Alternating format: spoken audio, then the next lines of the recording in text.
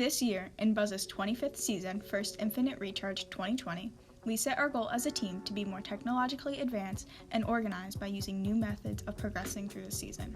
Along with using new ideas to stay more efficient, we wanted to increase our machining skills to make our build season go a lot faster. Shown here is a time lapse of our CNC machine cutting our T-Gussets for our drivetrain. This cuts down machining time by days to hours and allows us to spend more time on design instead of trying to build a robot and design at the same time.